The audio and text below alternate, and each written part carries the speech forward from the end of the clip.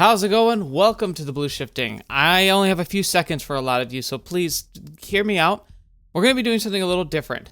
This is a series I started a long time ago, probably a few years, and at that time, there was only parts 1 and 2, and 3 hadn't been released. Now it has been released, I want to come back and finish it, but that was long enough ago. There's a lot more of you who never saw this when it came out. I'd like to make a quick pitch for you to watch this with me. I'd like to see if this is something that'll catch your eye, because this is one of those titles that I always want to make room for on my channel that I think is brilliant, but not a lot of people are going to hear about, because unless you're like really invested in just watching new visual novels, there's a good chance that this one just flew under your radar. I think that's a crime. I think you really will most likely enjoy it, especially if you've been watching other stuff I've done, Fata Morgana. I'm guessing Higurashi just because it's got similar like, oh, things are about to go crazy feel. And then just other series. This is going to be a series.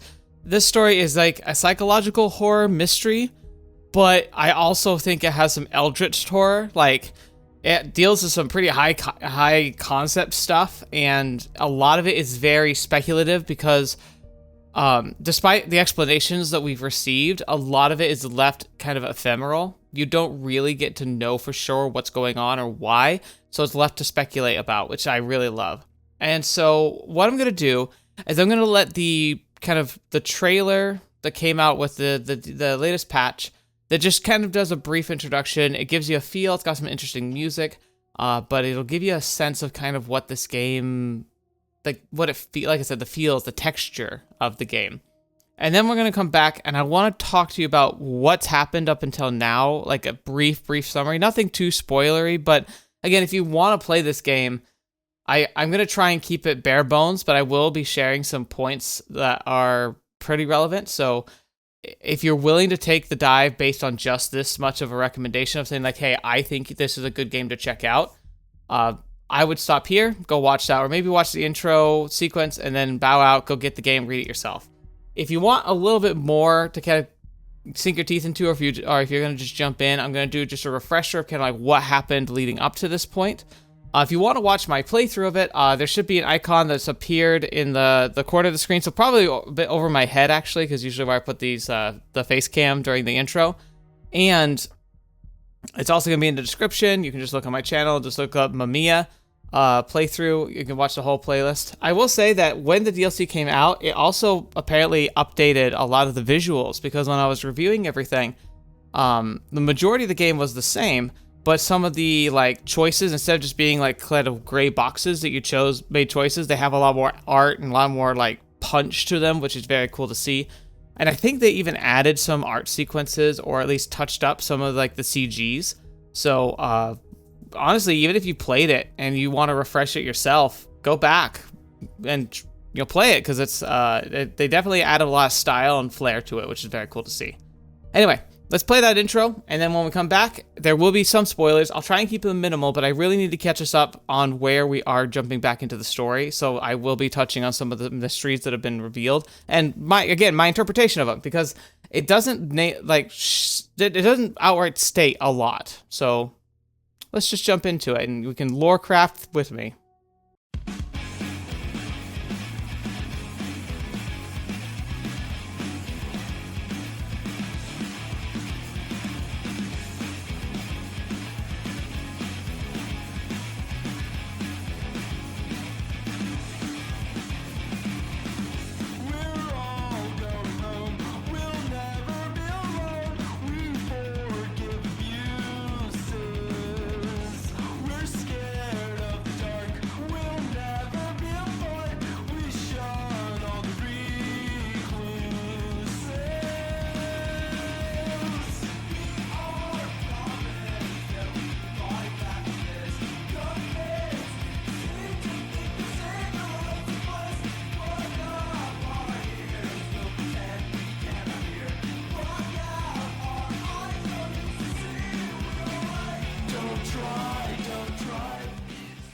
All right, welcome back. So just to kind of give some brief synopsis, while we don't follow him at the beginning per se, the main character of the story is Natsumi.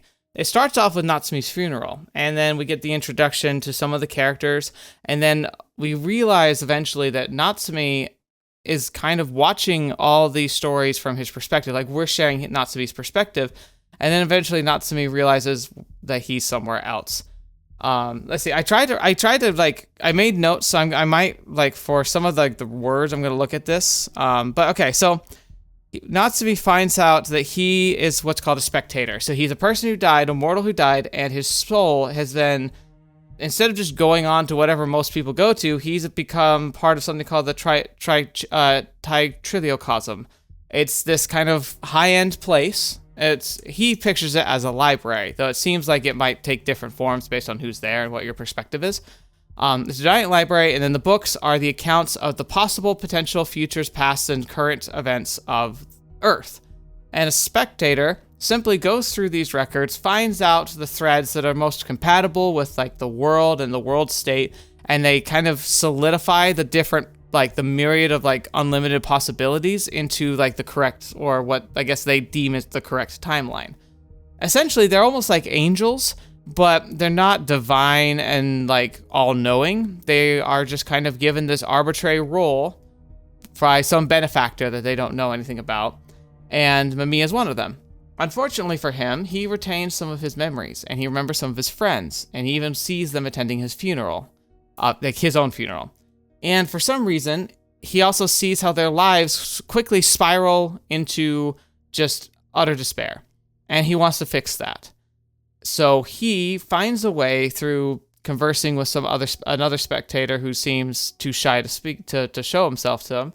He finds that there's a way that he can go from, like, this high level or the observation level down to Earth again, take on a body that's not recognizable, but he can go and he can kind of interact with people down there.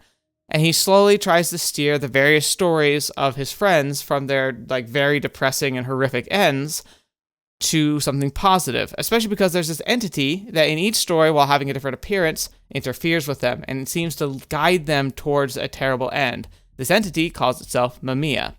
So Natsumi's like, all right, we need to figure out how to evade this Mamiya, because this Mamiya seems to be a figment of their imagination, a vision, a specter that they seem to be able to see and feel like they can interact with, but nobody else can. Nobody else can acknowledge or recognize that it's there. But Natsumi can see it. So Natsumi knows from his perspective that it is a real entity of some kind, but he doesn't know what. As he goes down, he starts interfering with their lives, and he ends up helping them find somewhat happy ends. But he has to leave eventually. He can't just stick around and guide them and take care of them.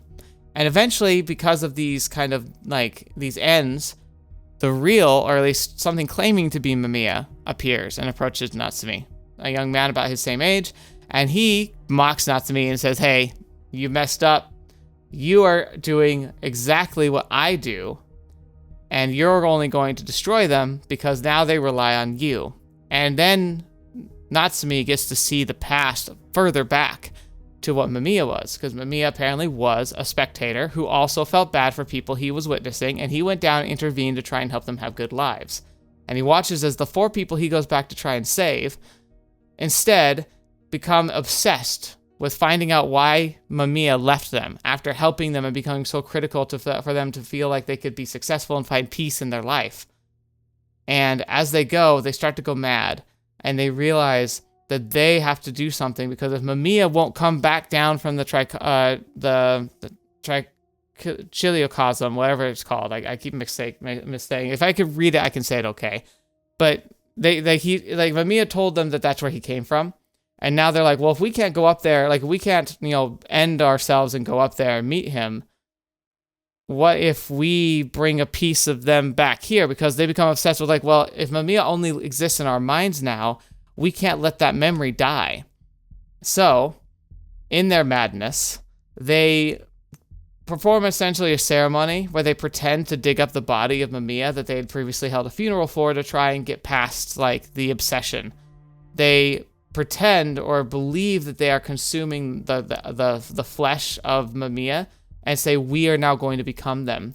And they literally go out and find 4 kids who are living traumatic lives and going through very troubled transitions. I think we have one kid who's suffering from extreme poverty and violence, one kid whom is suffering from poor health and abandonment of his family, one kid who is suffering from gender dysphoria, but it's a very complicated and it's complex. Very, very intriguing though, and very well told, by the way. Not, again, like, you're not gonna feel like this story is like checking boxes or trying to just have representation. It's talking about people who are genuinely in positions where they're struggling. And then the last one is like, I think it definitely implies that there's some like a sexual orientation challenge, but the majority of the challenge is this idea that they feel like they should be special, and yet they're mundane. They're like just a person, and they're obsessed with feeling like that if they don't do something special with their life, that they're worthless.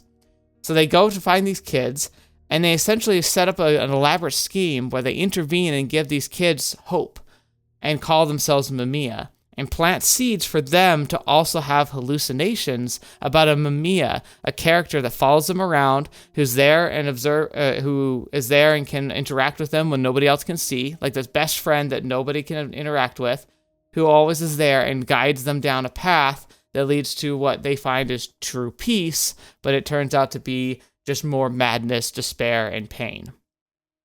And so Mamiya was a spectator, and when he intervened, he inadvertently twisted the minds of the people he intervened with, who fell so much in love with him for what he did that they became obsessed. And now, not only are they miserable, they are now trying to pass more misery on to very vulnerable young people in order to perpetuate this belief that Mamiya is real and can interact with people. And thus, it's become madness. And Natsumi has now walked down a similar path where he went down, tried to intervene where Mamiya was starting to intervene with his friends and ruining their lives, tried to save them from Mamiya, but inadvertently has now become their own version of Mamiya, of this entity who came down, swooped in, told them what they needed to hear to help them get through a challenging time, preventing them from doing something dangerous, and then has to just vanish away. And Mamiya challenges Natsumi at the end of the game, saying like, you messed up. You're doing just what I've done. You're leading them down the same path. You're just like me. But we rejected that, and we made a call and realized something. You see, at the beginning of the story, it talks about how this is all taking place at the end of a particular year, and that the next year is the world's supposed to end. Like the last month of this year, like the world's supposed to come to an end. It started as the internet rumor, and then they're like, but who knows? And they're kind of all fascinated by this idea of like, if the world ended tomorrow, would I actually be upset? Because a lot of these people are struggling and they're not sure about like whether or not they want to continue in the world. Having those types of self-destructive and dark thoughts. And so Natsumi is realizing, wait a minute. If all of them are obsessed about this idea about the end of the world and none of them made it to that point without my help, now that I've intervened, we need to see what happens. So we're going to jump in. And Natsumi's going to call out and realize that the time and the year and the moment he needs to jump back into the story and figure out how to prevent the repeat of history and the destructive path that leads to interfering and then abandoning people. And we're going to jump right into that now. So, if you don't mind how long that took, and if you're interested, please make sure you've either played the game up until Act 3 or you've watched the series up until now. And now we'll jump right in, because it starts off pretty intense, because the ending of the last game ended with like kind of a declaration and credits roll. I got back to that point, and instead we have a single button, the realization of where we need to intervene or where we're moving next, with Natsumi, the spectator, who is now going to try and save his friends from the shadows and the corrupted remnants of Mamiya and his memory.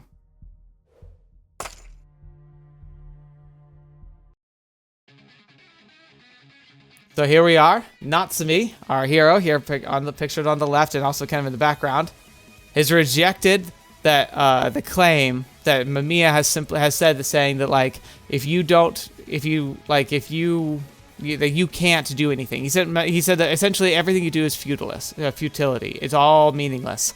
But you can join me, perpetuate this intervention, and together maybe we'll be able to watch the world burn essentially. And we've said no. Instead, we're going to the year where it all happened. I think even text says, like, I will decide. Tokyo, during the year the world was prophesied the end. It is the year 2012. So, now that we're here, let's start our journey. Set the true course of the story. And lastly, a goodbye to Natsumi. December 28th, 2012. Here lies Natsumi Soichiro. So that is Natsumi, his own grave. Sumi? Natsumi? Alright, so Minato. Okay. Yeah, Minato. So the characters, I had to kind of refresh, and I'll probably be slow on the take. Minato is one of my favorite characters. I think their story is really impactful, and it really kind of like hit some chords for me, especially because it was presenting struggles that I've never really had to wrestle with personally, but I know people who have. But yeah, so Minato, apparently he's going to find us. Huh. I'm so relieved. You finally came back to your senses. You didn't respond no matter how many times I called out. I was worried. Oh, sorry. Wait, what's the time? What year is it? Huh? It's obviously 2020. What a relief. I actually... Wait, Natsumi? What's wrong? Don't start crying like that. Hey, don't wipe your face on my clothes. I'm so glad. I finally did it. I've saved everyone. Like, but by the way, so Haruki, he's very much the loner. He's got terrible habits. He gambles. He smokes. He's essentially homeless. He's like a super womanizer, but he sleeps with girls, but not because he necessarily wants to sleep with them. Like, I'm sure he's having fun, but it's because they give him a roof over his head and often make him food. He's genuinely homeless, and one of his solutions is sleeping with people that he picks up in bars. I'm not sure I get what this is about, but you seem to have worked really hard, Natsumi, so good job. Thank you. Thank you. After crying my eyes out, I calmed down and finally looked around. Where's Kikuchi Ryo and Suo Kato? Oh, they went off somewhere. So it was all about going to the sea, and Kikuchi went with. Oh, there they are. Morichika Haruki pointed at two figures. I'll go to them for a second. Overwhelmed with joy, I ran across the beach. Are you cold? I'm fine. Honestly, I'm just glad you came. I feel kind of strange. Because of everything that's happened today. No, well, I mean, it does feel like almost unreal that I've managed to come this far. Okay, so brief description. So Suo here, he's the dream child, the one who feels like he should be special, feels like he should be like the protagonist of a story. That there's worlds to explore and places to go. He's actually very obsessed with space and like space travel and the concept of reaching the stars, which I resonate with very well. He's also the creepiest one. He's the one I don't like the most because there's something very broken in him. And even in his happy routes, it implies that there's something pretty, like, loose up there. And then Ryo, he's the one, he comes from a really rough home, really rough lifestyle, and he's learned to survive through violence, but he's become a bit addicted to it. So he's a very, like, calm individual, and he'll stand up and protect people, but he'll also go and seek out fights when he's getting frustrated because he doesn't know how to deal with emotions without physical violence. But the month I spent with you guys was unlike anything else I've ever experienced. I'm beyond excited to keep things going like this. The letter. I forgot to write a reply to the letter. It's fine. Are you sure? Yeah, I mean, we can meet any time. You're right, thanks. I actually did write a response to the letter, but I was having trouble putting my thoughts into words. Nothing I wrote came out right. I kept erasing things over and over again until the paper got too wrinkled to write on. My drawings filled to the brim with unfinished letters now. This seems familiar to me. Again, I only like briefly went back and touched up on stuff just to make sure I was like I didn't lose too much information from the first like 2 parts of the game. But I feel like they actually had this conversation in a very disturbing timeline, so I'm a little that's unfortunate if that's true. I think I was in a panic. I thought I'd never see you again, Ryo. I thought the world would end and we'd never meet again. So? Raise your face. Huh? Look into my eyes. Listen, the world won't end that easily, and we'll always get to meet each other again.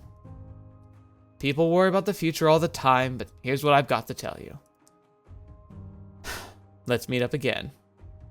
You see, I like the way you look at the world. So I want you to keep on sharing your world with me. Real. In return, I'll protect.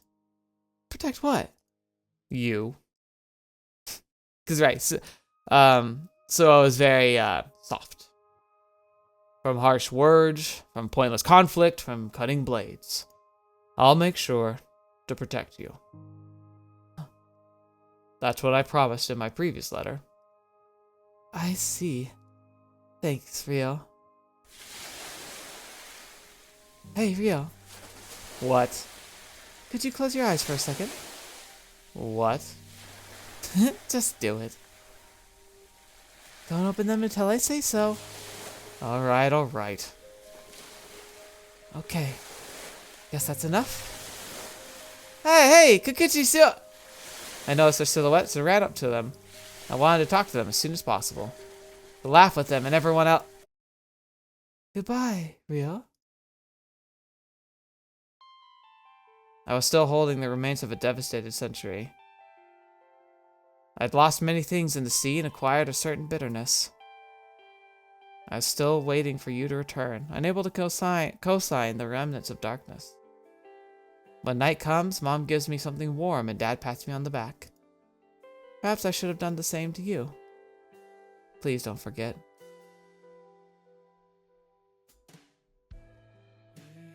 I think I know where this goes. Maybe I was remembering the actual ending to this because, yeah.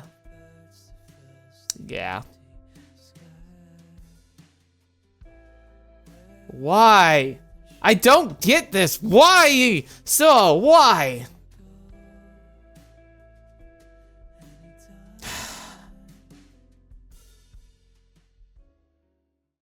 Please don't forget me.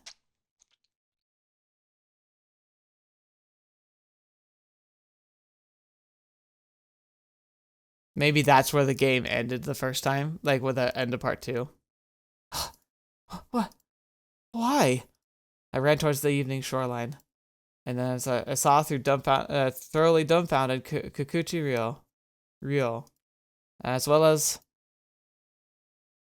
So Kato collapsed on the ground in a pool of blood like he'd just burst open. What? I finally realized, with the story's year decided, the true course was clearly conveyed to my brain. Right, true course. The idea that he's a spectator again, they're supposed to kind of pour through the potential world lines and the potential directions of existence and find the path that's meant to be. And apparently this is the path. This is the path that should be solidified.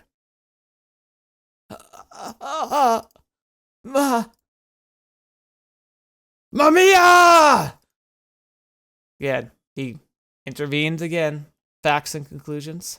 Never let any room for delusions.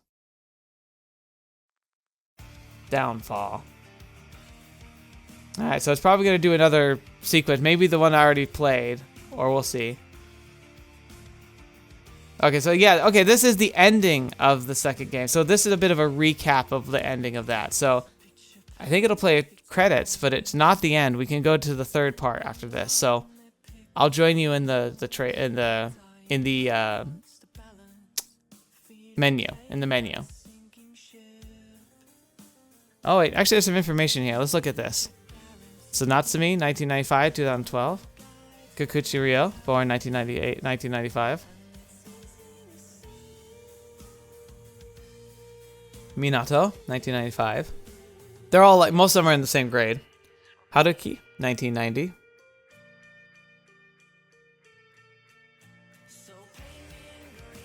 Osamu, 1972. These are the older ones from back then. Toma, born 1982.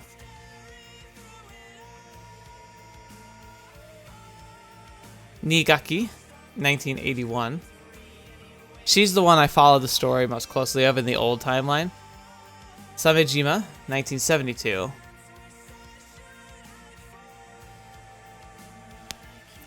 Suo, born 1984, died 2003. Wait, what? I thought we just saw him. And that wasn't 2003, that was supposed to be 2012. The year which the world prophesied to end. Tokyo, December 2012. Downfall. End. Alright, now what? Now what? Ending 2012.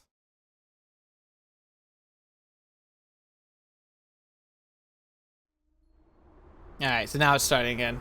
Here we are. What just happened? I need to know! Tokyo during the year in which the world is prophesied to end. Got really loud too all of a sudden.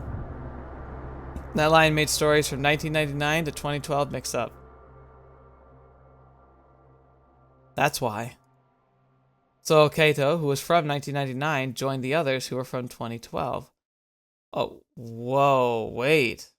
Really? Oh. So the 1999 group, they're the ones that the Mamiya intervened with. The ones that eventually went mad and started planting the idea of Mamiya into young kids to try and perpetuate this like illusion. And to join the others who were from 2012. So Suo, was that the kid? So one of the four had blue hair, and you saying that that was Suo? Like he like changed his name or something? What? Decided on the true course? Bullcrap. Are you satisfied with this? You burden them with an unsalvageable fate. Are you satisfied that you've made them suffer? That's Mamiya Yumehisa.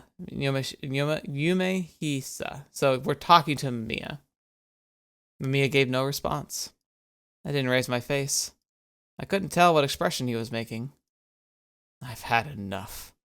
I don't care what happens to the laws of this world. I'll warp space-time, change the truth, and try again.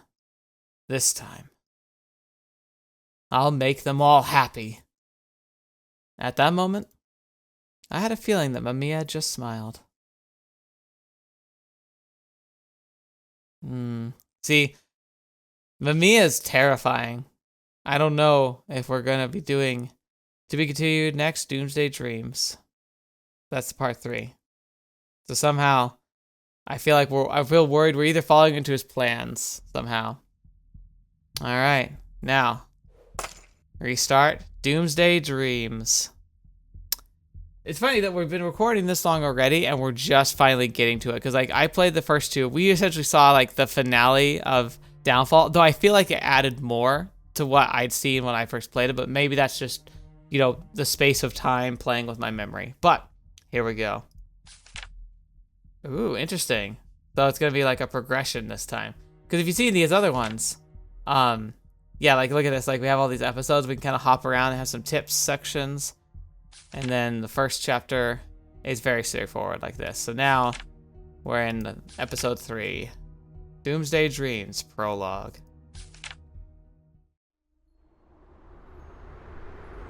Tokyo during the year which the world's prophesied to end. Actually, the prophecy has already become reality. It was also quiet. The hustle, bustle, and tragedies of 300 meters below couldn't reach me up here.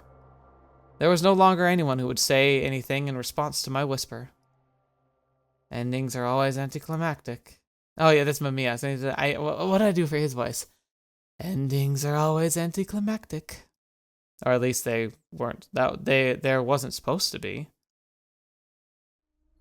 There they are. So there's Mamiya there. The gall of you to say that.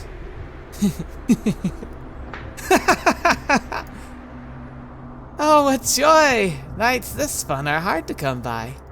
After all, today's the day my dearest desire is fulfilled. You should celebrate it too. The world's end, the way your friends ended up, the whereabouts of the fantasy. They were all the results of your choices. Ooh, look at that. Oh, that looks very pretty. Here we are. 2 beings wrestling with the fate of the world, playing with powers that really shouldn't be in their hands. I spent a long time thinking. Speed at which things change grows faster day by day. All information is spread in an instant, because becomes boring just as quickly, and once it's drained of all worth, something else rises to take its place. And when the difference born between the presence of a shape, the body, is torn away along with the common sense congealed over it, where would you find true value? Look, spectator, and burn it into your retinas. Look how the world changes, then proceeds to end. Look what's left after it happens. There will be nothing left, because the fact that it will be over. If the world ends, Mamiya will be over too. Upon hearing my answer, a gust of wind hit us and the man smiled with intense joy. Not at all. After it ends, Mamiya!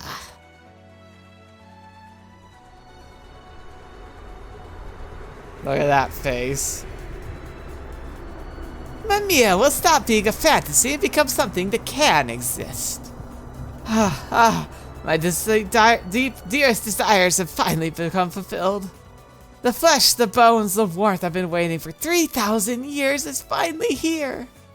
There's no need for any roundabout nonsense, no barrier between flesh and the mind.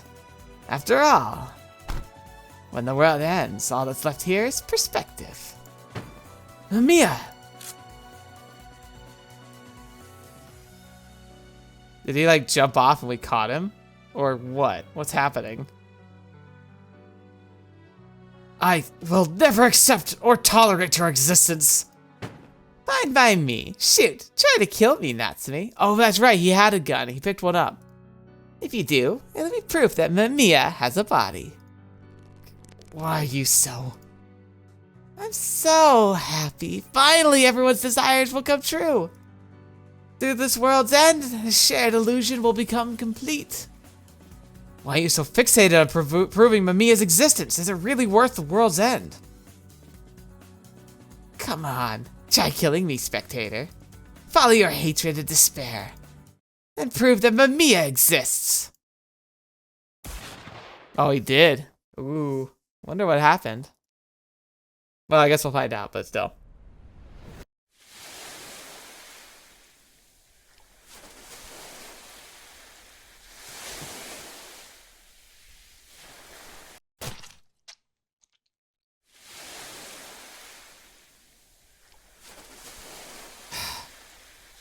Flesh scattered about and touched my cheek. It felt warm. There was no story beyond the sea. It was because I stubbornly refused to accept the reality before me. Kikuchi Ryo was standing in place dumbfounded. Toji Minato and Morichika Haruki began running over as they realized that something wasn't right. The cold waves crashing nearby and the warm friends around me were frozen in time. And this was all because I couldn't accept this. Did you know? Yes. Then why didn't you stop me? You could have done that much. You can't accept this. Accept this conclusion? Then ending this tragic? This is supposed to be the true course of this story. Why? Why did this happen to him? I fell to my knees and desperately gathered the scattered pieces of flesh. Why was it just so okay to... Why just him? When I looked again, I noticed that the piece I gathered up turned into paper. Why? Good job making a choice. You did well, and I'm not saying that just to make you feel better. You put 3 on one side of the scale and 1 on the other, and you chose correctly. When I heard these words, all blood was drained from my face. That's the thing, okay. That's what makes me think Mamiya's... There's something odd. There's Mamiya. There's the fragments of Mamiya that are they're like fragments that have been birthed from the 4 from 1999 who implanted the idea of Mamiya into troubled children. Those 4 have different phases, but they all kind of coalesce into the Mamiya that we saw cackling on top of the bridge against Natsumi, asking to be shot. This Mamiya seems more human, more like the Mamiya that was, I believe, a spectator who originally intervened in their lives to begin with. I think what they did is that in their desperation to preserve Mamiya as a concept and to make Mamiya real, they're giving birth essentially to a madness that has taken on the shape of Mamiya, but Mamiya proper is a spectator who's now trapped in this world, or at least maybe in the worlds between. Like I said, high concept stuff. If you haven't been following this series or it's been a while, like, brace yourselves. It's going to be a little rough. The years 2012 and 1999, the weight of my friends' lives. Had I actually put some of my friends over others? It's something I couldn't do. No, I didn't mean for this to happen. In a fit of rage, I grabbed Mamiya. He didn't resist one bit. Give him back! Give Suokato back to me! Please, he's my dear friend. Let me save him. I want him to live. Excuse me. God. For a moment, Mamiya's expression changed, as though he was about to cry. If I could bring him back, I would have done it already. But this is 2012, so Suokato doesn't exist here. Okay. Now this is the librarian. Let's see if I can... There. So, okay, it's just a reference. So in the Trichiliocosm, like this librarian of heaven that's documenting the world, she's the overseer. She's not the higher up that calls the shots. She makes reference to like the owner or the proprietor. She's simply the mentor who kind of oversees the spectators. So she's the one who's kind of like, she knows the most, but she's also probably the least human. Congratulations, you finally set the true course of a story. Your first one. Yeah, what a wonderful first step. This calls for a celebration. Thank you. Her excitement made me feel a bit guilty since I was completely out of it. The only thing in my mind was Suokato's final smile, and Mamiya's face when he looked like he was about to cry. Whoa, who the fetch is this? You're not Mamiya, are you? Like, you're not the real version? You don't seem very focused. Anything on your mind? Well, yes. Wait, you're right up in my face. Who are you? How do you like your pound cake? Oh, you already came. Do you know him? Let me introduce him. This is... I thought it was a her. Hello, I'm a skilled spectator. From today onwards, I'll be tutoring you. A harmless face and drawn-out voice. Let's get along, you silly little newbie. Part playful, part scathing, he introduced himself and extended his hand. When I gave him a handshake, I noticed a faint scent of cypress tree. This is Natsumi. Just recently, he finally set a true course of a book. Oh, but that's like beating a slime in an RPG. Is that really something worth celebrating? He used to not be able to do even that much. I heard about you. You're the spectator with memories, right? And you got tasked to deal with the world you lived in, correct? If it's not going well, why not ask for a change? Oh, but Mr. Spectator, would you really bend our Lord's will so casually? You're the same as ever. Honestly, that's all more the reason to get this over with. So, proper spectators do their jobs as quickly as they can. I really don't get you. You're basically one of the only one in the heavens who's passionate about this job. He opened his black book and took out a quill pen. Nobody actually knows what's right, so you can go about it randomly. Like this, just make one line, 1, 2, 3. He made lines and tore up pages with oddly satisfying rhythm and left them be dumbfounded.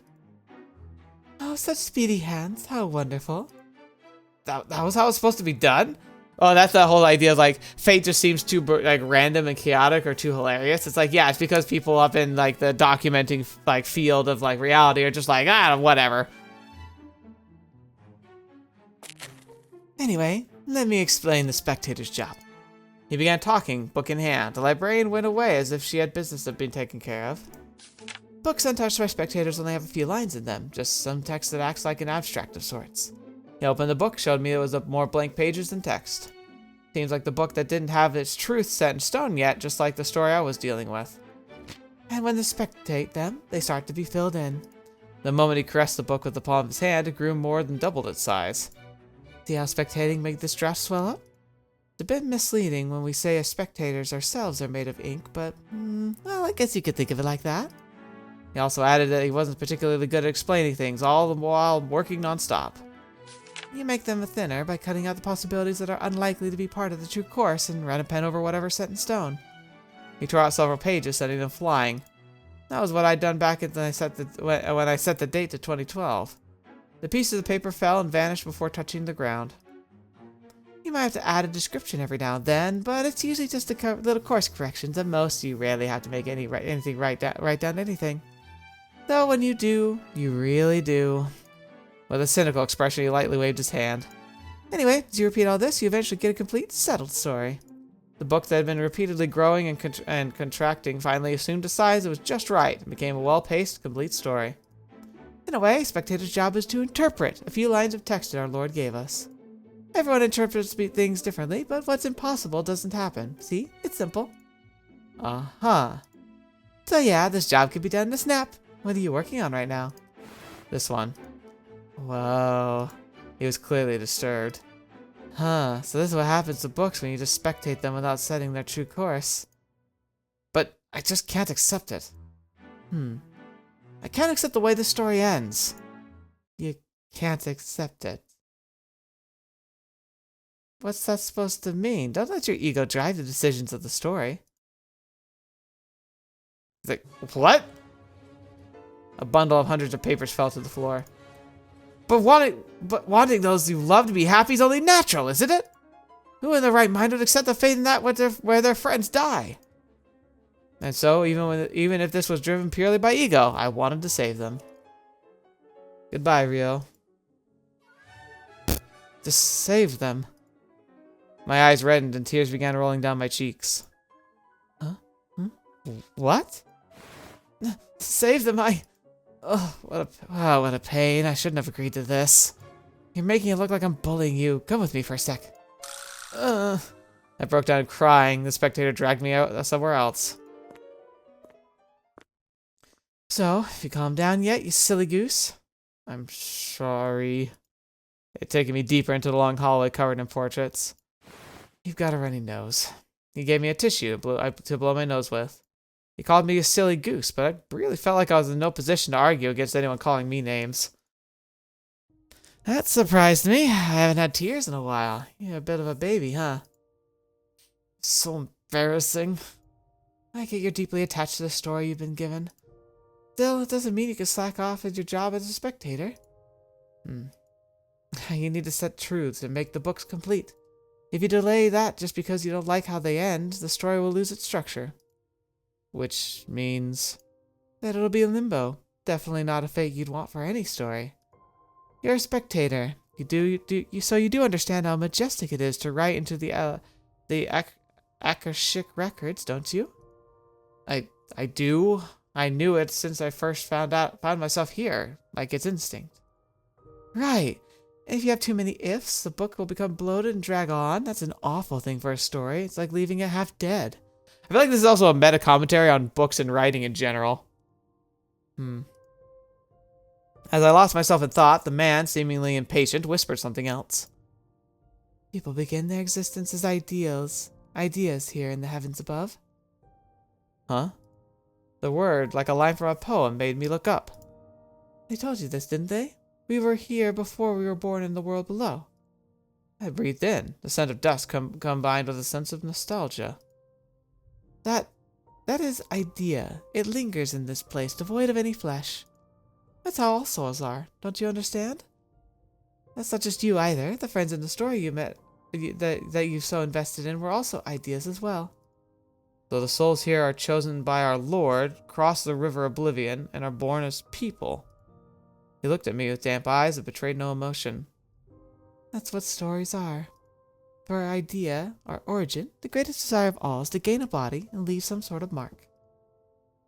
Fetch me! Why did it suddenly get real? What the heck? For us, to mistreat books is a sin. So, you silly goose, you should keep on setting the truths. That's what's best for you and your friends. How should I refer to you, by the way? What a strange thing to say. We spectators are a collective that don't require personal indicators such as names. But if you gain a body after being an idea and went on to be chosen as a spectator, then you must have been an individual with a name someone else would use, right? Perhaps. Though unlike you, the rest of us don't have memories, so I can't be sure. His expression was laced with a hint of sadness as well as nostalgia. He looked almost like a brother remembering the smile of a younger sister. Perhaps he too had experienced stories that impacted him. How about you give me a nickname then? Huh. A nickname.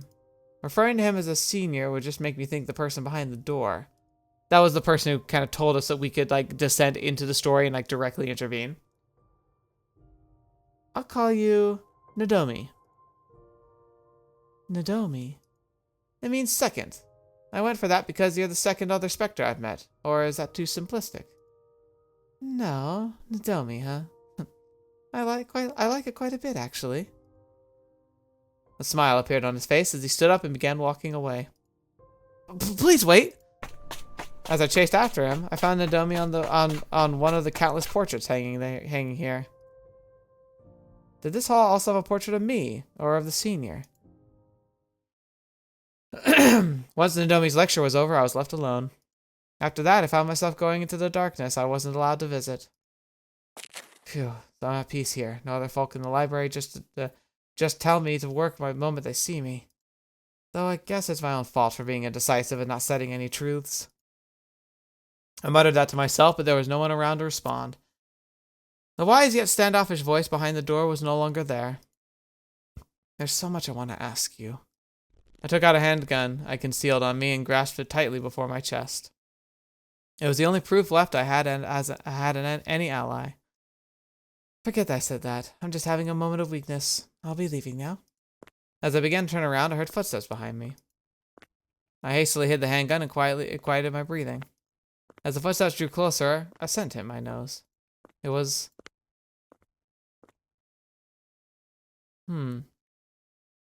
Okay, so the scent of a refined black tea, I think, is the librarian, and the pleasant scent of a cypress tree is of our new friend. It was the pleasant scent of a cypress tree. I only knew one person who had the scent about them. Are you lost? Don't look like you are, you silly goose. Nadomi. Raising his hand and walking casually, Nadomi appeared before me. Someone like you shouldn't be alone. Who knows what could happen to you here? I'm sorry. This place helps me calm down and think. That have something to do with the spectator who was behind this door. How'd you know about that? Hey, I'm a tutor. I did have to look at your report. Do you know a spectator who was... Did you know the spectator who was here? His sharp eyes glare at me for a second, but then he made a smile. Oh, so you don't know. A foolish gesture went and rewrote a story I was in charge of, and he did it after I had already spectated and completed it. And that's why he got locked up in here. He rewrote a story that's already been spectated and completed. Is that even possible? It is, though it's also an easy way to get marked as a sinner. I was called over to make sure someone as charming as you doesn't go down the wrong path. He came closer to me, his face a devilish grin. Is it also possible to rewrite a truth that's already been set? Are you even listening to me? Don't get any funny ideas. Please tell me. I want to start over and... Sorry, but you wouldn't be able to. Why? Because that idiot borrowed the handgun, didn't return it, and now it's gone. The handgun I was hiding near my chest suddenly became heavier. Handgun? How would a handgun help rewrite something? You want to know? It's the ace up the sleeve he prepared so he could kill me. Kill me? My senior was going to kill Nadomi? Weren't we spectators immortal, and how would a gun help rewriting a story? If it was loaded with normal bullets, it couldn't kill us or be able to rewrite anything. Well, not like we have any way to confirm that. Is the gun lost? The librarian and company are desperately looking for it, but if they can't find it, I guess it's gone. After throwing open the door and looking around once, Nadomi turned around and left. Wait! What? I have just one more question. Were you on bad terms with him? On bad terms? Well... He put on a mischievous grin before continuing. I just hate him way, way, way, way more than anyone else in the world. That's it. Hey, you. You know what I want to say right now, right? What a coincidence. I myself felt that I had to consult you about how we would handle Natsumi. He's a funny guy, but he sure is troublesome. His help His helplessness does make him seem more charming. But a spectator with emotional investments is no good. Those feelings of his must go. Uh-oh. Silly goose. Natsumi. What's this about? Did something good happen? Did you get some sweets you like? My, how charming. Huh? Silly little baby. It's time for a practical exam. A practical? I'm sorry, but I'm still not confident enough to do that story. That's why we'll help you out. We'll rewrite the way you think. Oh, that has meaning. Oh no. Huh? I will bring some tea. A lot more. Oh, yes, please. Huh? Anyway, it's time. We'll start your lesson on how to end a story. Is this another musical rendition? Oh my gosh, it is. I won't be able to sing it. I'm sorry. I'll try, though. What madness is this? Here, make a line. 1, 2, 3. Writing is simple. You already have the materials for it. It's not even rhyming. And the best is the one that finishes them. My, what a wonderful spectator. Oh, my, what a wonderful spectator. Ah, my head feels like it's gonna split open. Here, just make a line of 1, 2, 3. Make a line, 1, 2. Make a line, 1, 2, 3. 1, 2, 3. 1, 2, 3. 1, 2, 3. 1, 2, and 3. Make a line, 1, 2, 3. I did it! I did it! Good. Now you just need to offer it and you'll be done. Will that make it impossible to change the story again? Have you ever used a marker on a book that's already in print? Good point. I'll read it one last time. Excited by the completion of the story, I opened the book. Oh no. Tokyo 2012, the year in which the world is prophesied to end. Natsumi died. Okay. December 28th, 2012. Here lies Natsumi Soichiro. Time to go beyond the light. That moment, I instantly vanished. Right, so that was like the end of like when we led them down happy paths. Natsumi. Huh? Natsumi! Where are you? Hey! Huh? Hey, where'd you go? Where are you? Dude, come on. Come on. Everyone had been relying on me. What about the game, man? Did you say you were gonna beat me at billiards? You can't be serious. You okay with me taking this win and running? Dude. Weren't you gonna pick a flower for me? A flower that would suit me. I was gonna pay you back in making a bouquet of flowers that suit you. Don't mess with my plans like that. Where are you? Damn it. Don't mess with us like that. Without you, I won't get as many cheap eggs. And that's no good. Midori, do you know anything about Natsumi? No. That's his little sister. But you met him, right? At my place? I don't know. I don't remember. Why would you say that? Quit being mean. I'm not. You're the one who should stop being mean. His sister's amazing, by the way, so I don't like where this is going. I really didn't see him. Sorry about that. Seriously. But why? Again, it's the same thing. He did what Mamiya did. I can't reach him by phone. I'm now just realizing I don't even know where he lives. He's so one-sided. And this is after I showed him where my place is. Is the wilted yellow flower the only thing he left at my place? It's so sudden. Yeah, I know. I myself did this to other people. But I was never this cruel to them. You can't just vanish like that after cracking open someone's heart and doing whatever's in there. You just don't do that, damn it. Minato, Morichika. We're the only ones who knew Natsumi. Just us. The ones who'd agreed to meet up and give Natsumi Soichiro something for his next life. Was it really just the three of us? What? No, I'm just imagining things. No, you're not. Me, huh? What am I saying? This is gonna end the story, so it's fine. Or at least, it should be. Is it really, though? Why doesn't anyone ever remember Natsumi? No, I just wanted to keep you all further away from Mamiya. Natsumi was definitely there. Forget about me. Just let the story let this end. Let's end this story. Is there a point to living in a world without Natsumi? Why would you even ask that? Because all you did was change who they depended on. Huh. Next thing I knew, Mamiya was whispering next to me.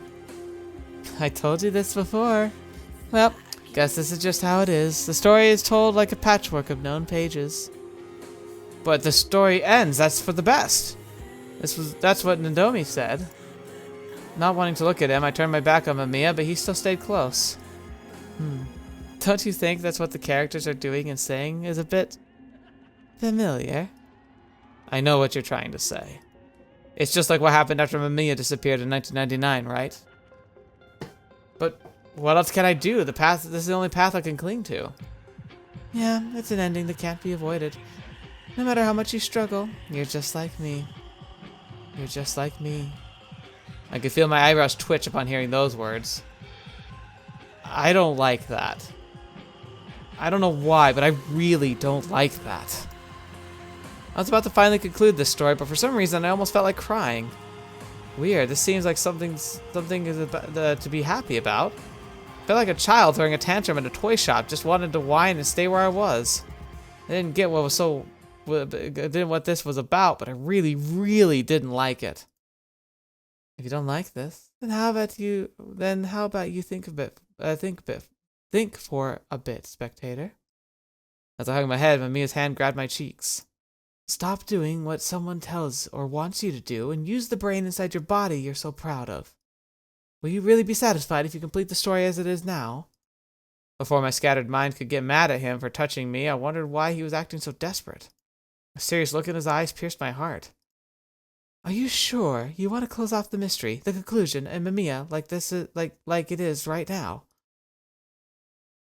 The skin touching my cheek was oddly warm. He was talking to me with an expression completely unlike the nightmare I'd been up against up until now.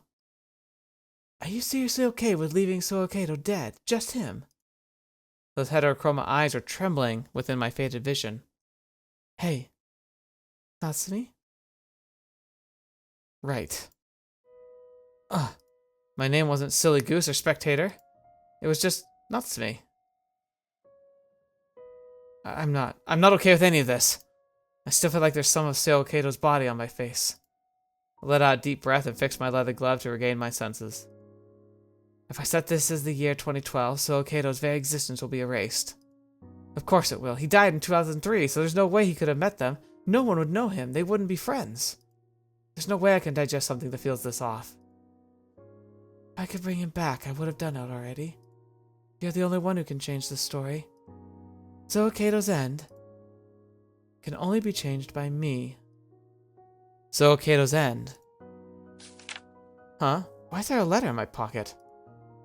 I had no sender on it, so I found it dubious, but I opened it regardless. Why?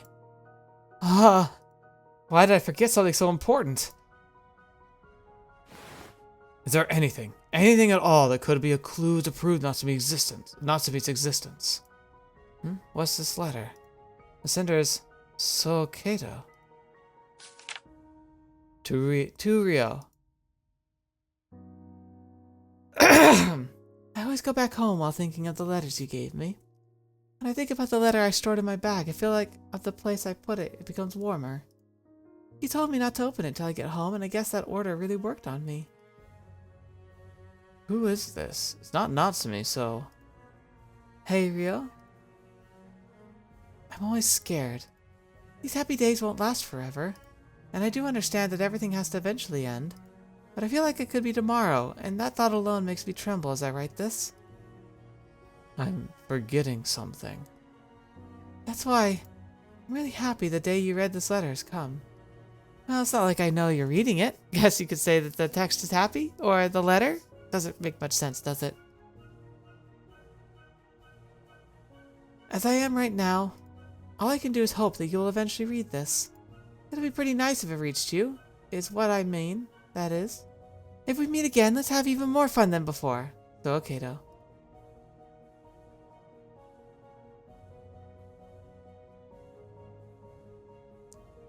Why?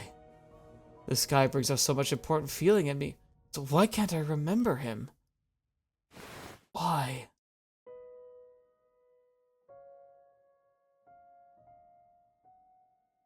There was a letter in my pocket. And just like how it was with Kikochi Ryo, it was from Suo Kato. This is for you. Can I read it? No, letters are something you're supposed to read after coming home. He gave this to me on the third Friday of the month when we were at Tokyo Tower. I guess I hadn't touched it since. A letter left by you, who doesn't exist in 2012, surviving the gap in time. As the scent was stained with stains, it was filled with me with treasured emotions and worry. I undid the seal on it. I also want to make lots of memories.